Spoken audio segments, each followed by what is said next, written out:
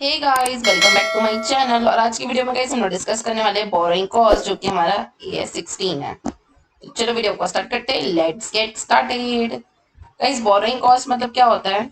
जब अपन किसी से लोन लेते हैं ना, तो लोन में हम जो इंटरेस्ट पे करते हैं, जब हम किसी से घर रेंट पे लेते हैं ना, तो उस पे जो रेंट पे करते हैं, ये सारी हमारे लिए, स्पेशली इंटरेस्ट की, रेंट तो नहीं चलो, बट फिर भी से ये सारे इस टाइप की चीजें जो होती है वो हमारे लिए बोरोइंग कॉस्ट होती है। मतलब जब हम किसी चीज को बोरो करके लाते हैं, किसी से मांगते हैं, तो उसके बदले जो हम उसको पैसे देते हैं, तो वो हमारा बोरोइंग कॉस्ट होता है। जैसे अपन किसी से घर बोरो किए तो उसको रेंट दिए, लोन लिए तो इंटरेस्ट दिए, तो उसको कहते हैं बोरोइंग कॉस्ट। तो आज अपन सीखेंगे कि इसकी अकाउंटिंग कैसे करना है। ऑब्जेक्टिव क्या है कि हम अकाउंटिंग कर सके बोरोइंग कॉस्ट का। ये किस पे डील नहीं करता है? इम्पुटेड कॉस्ट ऑफ ओनर इक्विटी, इन जो अपना ओनर्स इक्विटी रहता है उसका इम्प्यूटेड कॉस्ट पे ये डील नहीं करता। प्रेफरेंस शेयर्स वगैरह को सब इंक्लूड होता है उसमें, वो सब में डील नहीं करता ये। ठीक, डेफिनेशन देखते हैं जो कि बहुत इंपॉर्टेंट है, इसको लर्न करके जाना, एग्जाम में लिख के आना तो आपको अच्छे मार्क्स मिलेंगे। Borrowing cost are interest and other cost incurred by enterprise in connection with borrowing of fund. Qualifying asset is a asset that necessity takes a substantial period of time to get ready indeed use for sale. ये यहाँ से अलग है, ठीक है। ये दूसरा definition है। यहाँ तक बोरिंग कॉस्ट का डेफिनेशन है। तो बोलो, बोरिंग कॉस्ट क्या होती है? इंटरेस्ट और अदर कॉस्ट जो हम इंकर्ट करते हैं बोरो करने के संबंध में। और क्वालिफाइंग एसेट्स क्या होते हैं? क्वालिफाइंग असेट्स वो असेट्स होते हैं जो कुछ समय लेते हैं बनने के लिए। जैसे घर, आप बोलोगे कि मेरे को मेरा घर बनाना है, तो क्या 2 मिनट पलक झपका होकर बन जाएगा क्या? नहीं, ये कुछ सब्सटेंशियल टाइम लेगा बनने के लिए। तो उसको क्या कहते हैं अपन? Qualifying asset. Borrowing cost, interest, committed cost, charges जो अपन बैंक को पे करते हैं, short term borrowings, amortization of differences, sorry discounts, premiums related to amortization and auxiliary cost incurred with arrangement of borrowing. तो जब अपन बोरिंग करते हैं तो अपन को कुछ कुछ खर्चे लगते हैं, amortization के, discounts, premium, short term nature की, वो सारी चीज़ बोरिंग कॉस्ट में इंक्लूड होती है। फाइनेंस चार्ज में क्या क्या आता है? फाइनेंशियल लीज आती है, एक्सचेंज डिफरेंस भी होता है फॉरेन एक्सचेंज का। ठीक, आगे बढ़ते हैं। Qualifying asset does not include the qualifying asset other than investment inventories. ठीक है, क्वालिफाइंग एसेट में क्या इंक्लूड नहीं होता है? मतलब वो क्वालिफाई एसेट नहीं रहेगा। कौन नहीं रहेगा? Invent other investment inventory that are routine manufactured. मतलब अगर आप रूटीन नेचर में इन्वेंट्रीज बना रहे हो बहुत लार्ज क्वांटिटी में, रिपीटेटिव बेसिस में, तो वो सारी चीज़ें क्वालिफाइंग एसेट नहीं होगी, चाहे वो समय ले ले बनने में। ठीक है, और क्या नहीं होगा? Other investment inventory data routine, same same लिखा हुआ है ये। ठीक है, तो आप क्या बोलोगे नटशल में कि इन्वेंट्री को हम कवर नहीं करते, चाहे वो लार्ज क्वांटिटी में बने और चाहे वो सब्सटेंशियल टाइम क्यों ना ले ले। क्लियर? अब आप मैम इसको हम कैसे जानेंगे, इसको रिकग्निशन कैसे देंगे? तो देखो, capitalization borrowing cost data directly attribute, अगर आप डायरेक्टली निकाल सकते हो, जैसे इंटरेस्ट चार्जेस हो गया, आप डायरेक्टली निकाल पा रहे हो, तो इसको आप डायरेक्टली लगा दो असेट्स पे। Clear? Capitalization borrowing cost are directly attributed to acquisition and construction production of qualifying asset. ठीक है, उस पर डायरेक्टली आप चिपका दो। ठीक है, और बाकी को क्या करेंगे मैम? बाकी को कैपिटलाइज कर दो, और क्या करोगे? ठीक, फ्यूचर। अब अपन को बताना पड़ेगा कि क्या चीज़ अपन को कैपिटलाइज करना है। तो एक स्पेसिफिक बताऊंगी मैं और एक जनरल बताऊंगी। गाइस देखो, स्पेसिफिक बोरोइंग और जनरल बोरोइंग होती है। जैसे कि समझ लो कि आपने एक मशीनरी खरीदी जिसका नाम है एसी। ठीक है, आपने एसी खरीदी, तो इसकी इंस्टॉलेशन जो रहेगा वो तो स्पेसिफिकली रहेगा ना। आप स्पेसिफिकली इंस्टॉलेशन क्यों करवा रहे हो? बिकॉज आपने एसी लिया है, तो ये स्पेसिफिकली आपने एसी लिया करके करवा रहे हो ना। तो स्पेसिफिक बोरोइंग क्या होती है? हम लोग तब करते हैं जब मतलब उसकी कैपिटलाइजेशन तब करते हैं जब हम लोग स्पेशली उस चीज़ के लिए बोरो किए हो फंड। अगर आपको कोई स्पेशल मशीन खरीदना है, उस वजह से आपने पैसे लोन पे लिए हैं, तो उसका इंटरेस्ट जो रहेगा वो स्पेसिफिक बोरोइंग में आएगा, बिकॉज आपने सिर्फ और सिर्फ उसके लिए इतना लोन लिया हुआ है। क्लियर? तो स्पेसिफिक बोरिंग में वैसे करेंगे। और जनरल बोरिंग मतलब अपन जनरली जो लोन लेके बिजनेस स्टार्ट करते हैं, मतलब बिजनेस को थोड़ा फंडिंग देते हैं, तो उसको जनरली बोरिंग कहते हैं। ठीक है। Borrowing cost capitalize not to extend of amount borrowing cost incurred. ठीक है, कैपिटलाइजेशन करते हैं बट इसको अपन वेटेड एवरेज मेथड में करते हैं। ठीक है, ना कि जितना लिए उतना करते हैं। बट जब अपन एक्चुअल बोरिंग कॉस्ट जब इनकर्ट करते हैं, उसमें से अपन को अगर कोई इनकम मिलती है तो अपन उसको माइनस करके फिर बाकी अमाउंट को कैपिटलाइज कर देते हैं। ये स्पेसिफिक में होता है और जनरल में वेटेड एवरेज लेते हैं। आई होप यहाँ तक क्लियर हुआ होगा। Commencement of capitalization. कैपिटलाइजेशन कब स्टार्ट होता है? जब कुछ कंडीशन सेटिस्फाई हो जाती है, जैसे कि खर्चा होना, एक्सपेंसेस होना, कंस्ट्रक्शन या प्रोडक्शन होना उस कैपिटल एसेट का। समझ लो घर बनवा रहे हो, तो घर के लिए आप थोड़े ब्रिक्स खरीद लिए, सीमेंट्स खरीद लिए, तो एक्सपेंसेस हो गए, उसका कंस्ट्रक्शन स्टार्ट करवा दिए। ठीक है। Borrowing cost are being incurred. तब अपन अब सोचते कि बोरिंग कॉस्ट की जो होने की संभावना है। अब आपको खर्चा कब कर, आप बोरो क्यों करते हो बताओ? मैम बोरो इसलिए करते हैं ताकि हम फंड कर सके अपने सामान को, फंडिंग दे सके। तो फंडिंग किसके लिए चाहिए मैम? खर्चों के लिए। तो खर्चा करोगे तब तो फंडिंग दोगे ना। इसलिए कह रहा है कि खर्चा होना चाहिए, कंस्ट्रक्शन होना चाहिए, तब हम बोरिंग कॉस्ट इनकर्ड हो रही है ये मानेंगे। Clear? Suppression and cessation of capitalization. Suspend during the extended period in which active development is interrupted. समझ लो कि आपके यहाँ पे आपका बहुत अच्छा बिजनेस चल रहा था, but due to some fault management में कुछ मिसमैनेजमेंट हुआ, उस वजह से ना क्या हुआ कि 2 महीने तक आपका बिजनेस बंद था, या फिर मान लो लॉकडाउन हो गया कोविड की वजह से, तो 2 महीना बंद रहा बिजनेस। तब आप क्या करोगे? कैपिटलाइजेशन को तो आप स्टॉप कर दोगे, क्योंकि एक्टिव डेवलपमेंट तो अब हो ही नहीं रहा है ना। दैट इज द रीजन आपको स्टॉप करना पड़ेगा। Capitalization should be ceases when substantially all activity necessary to prepare qualifying asset in deed or sale are completed. अगर आपने जो आपका क्वालिफाइंग एसेट था उसको अगर आप बना रहे थे और अब बन चुका है, खत्म हो चुका है उसका बनना, अब आप उसको बेच चुके हो, तो कैपिटलाइजेशन अब आप स्टॉप कर दोगे। अगर आपने कंस्ट्रक्शन किया और समझ लो क्वालिफाइड एसेट जो था वो पार्ट पार्ट में बन रहा था, कुछ पार्ट कंप्लीट हो गए, कुछ पार्ट बचे हैं, तो जो पार्ट बन चुके हैं उसका कैपिटलाइजेशन आपको बंद कर देना है, और जिसका जो जो प्रोसेस में है उसका कैपिटलाइजेशन चलते रहना चाहिए। ठीक है, आई होप यहाँ तक समझ में आ गया होगा। और जब सेल कंप्लीट हो जाती है तब अपन को कैपिटलाइजेशन बंद कर देना चाहिए।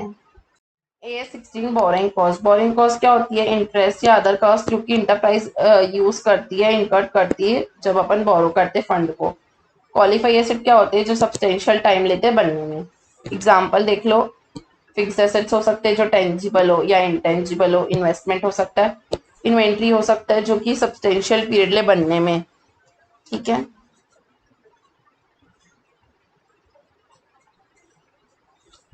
हम लोग क्या क्या इंक्लूड करेंगे? इंटरेस्ट को इंक्लूड करेंगे, कमिटेड कॉस्ट को इंक्लूड करेंगे, amortisation of discount, auxiliary cost, finance charges, exchange difference, ये सारी चीज़ हम इंक्लूड करेंगे।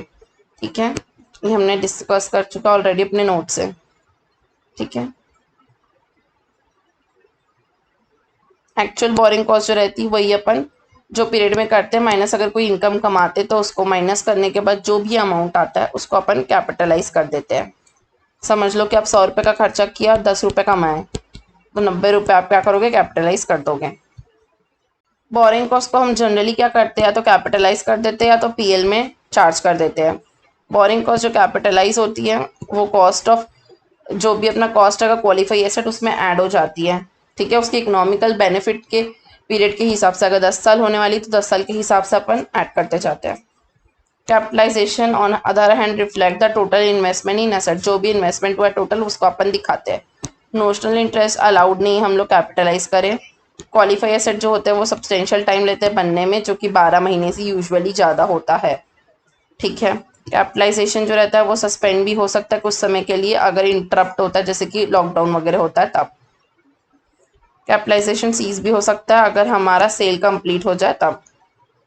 कैपिटलाइजेशन जो रहता है वो कंप्लीट हो जाता है, होल या इंडिपेंडेंटली सीज हो सकता है, मतलब पार्ट पार्ट में भी हम सीजेशन कर सकते हैं। जैसे कि मैंने आपको बताया कि समझ लो 4 एक्टिविटी में आप यूज़ कर रहे थे और 3 कंप्लीट हो गई, तो एक एक्टिविटी का बस चलेगा, बाकी 3 का बंद हो जाएगा। बोरिंग कॉस्ट का इनकर्ड होना। क्लियर? अब अपन डिस्क्लोजर देख लेते हैं। क्या पॉलिसी अडॉप्ट की ये बताओगे, और कितना कैपिटलाइजेशन की अमाउंट का ये बताओगे। क्वेश्चन नंबर 14 देखते हैं। कंपनी है वो चाहती है कि वो कैपिटलाइज करे अपनी इंटरेस्ट कॉस्ट को जो वो इन्वेस्टमेंट में होल्ड कर रही है और पीएल में चार्ज करना चाहती है। तो बताओ कैसे करना है। तो हमारा जो अकाउंटिंग बोर्ड है उसके हिसाब से investment and other investment property include नहीं करता है AS 16 में। ठीक है, बोरिंग कॉस्ट जो होता है वो इंटरेस्ट कॉस्ट को लेता है पर इन्वेस्टमेंट को नहीं कैपिटलाइज करता। फर्दर इंटरेस्ट जो रहेगा वो कैपिटलाइज हो जाता है if the property meet the definition of qualifying asset. अगर आप क्वालिफाई एसेट की डेफिनेशन मीट करते हो तब जाके हम कुछ कर सकते हैं। क्लियर, सब्सटेंशियल टाइम बनने के लिए जो होता है वाला। ठीक, तो उसके accordingly standard such as borrowing cost should be directly attributed to acquisition and construction of. ये गाइस हमने पढ़ा था वही वाला फिर से दिया हुआ है सेम टू सेम। तो आपको यही बताना है कि हम लोग ये स्टैंडर्ड का एप्लीकेबल नहीं करते इन्वेस्टमेंट के ऊपर, सिर्फ और सिर्फ सब्सटेंशियल पीरियड लेता है अगर कोई एसेट बनने में जो कि क्वालिफाइंग एसेट होता है तब हम लोग स्टैंडर्ड अप्लाई करते हैं और उसके हिसाब से अपन कैपिटलाइजेशन करते हैं। नेक्स्ट लिमिटेड जो ऑब्टेन किया एक लोन 80 लाख का। ठीक है, 80 लाख का लोन लिया। क्यों लिया मैम? मॉडिफिकेशन और मॉडर्नाइजेशन और रेनोवेशन के लिए मशीनरी की। मशीन जो थी वो स्कीम में अपन लिए थे और वो कब लिए थे? 31/3/2017 में। कितने का? 600 का। तो इसमें से 600 चला गया। कितना बचा मैम? 200 लैक्स बचा है।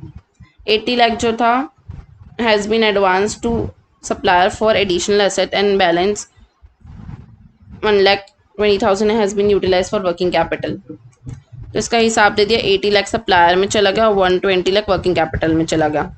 ठीक है, तो ये अपने पास जीरो हो गया। अभी ये पूरे पैसे खत्म हो गए। हमने जो 800 लाख का लोन लिया था वो पूरा खत्म हो गया। ठीक है, the total interest paid on above loan was 80 lakh during the 16-17 में हम लोग 80 लाख ही पे कर पाए वापस। ठीक, अब अपन को बाकी का रीपे करना है। तो अपन देखते कैसे अकाउंटिंग करेंगे। टोटल इंटरेस्ट कितना अपना? 80 लाख का। रिलेटेड टू 2 पीरियड के रिलेशन में है वो, जब तक इंस्टॉलेशन हुआ मशीनरी का तब से लेके अभी तक का। ठीक है, द अमाउंट डिस्ट्रीब्यूटर एज ये अपन इंक्लूड कर लेते हैं। ये 80 लाख और ये 60 लाख 600 लाख। तो कितना हो गया? 680 लाख हो गया। इसके ऊपर इंटरेस्ट कितना रहेगा? मान रहे कि 10% होता है तो 68 लाख हो जाएगा जिसको अपन को कैपिटलाइज कर देना है। अब बाकी कितना बचा?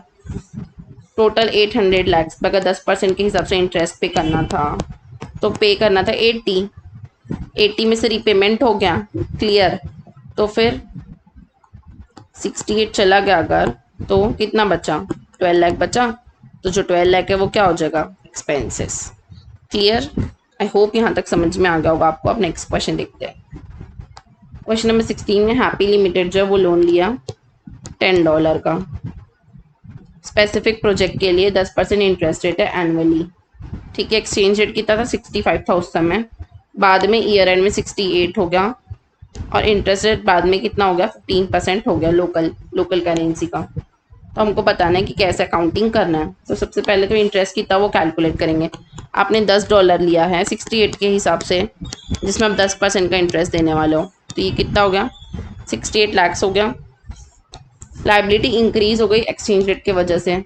ठीक है, 65 का सामान 68 का हो गया, मतलब कितने से लाइबिलिटी बढ़ गई? 30 लाख से लाइबिलिटी बढ़ गई हमारी। ठीक है, और अपना इंटरेस्ट लोकली देखा जाए तो 15% के हिसाब से हमको इतने में मिल रहा है। तो हम कमाएं कितना?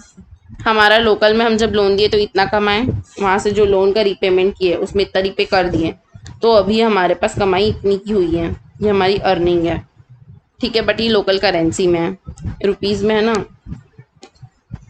ठीक, अभी हमको ये भी देना पड़ेगा उनको। ठीक है, तो therefore out of 30 lakh increase liability towards principal only 29,500 is consider as a borrowing cost.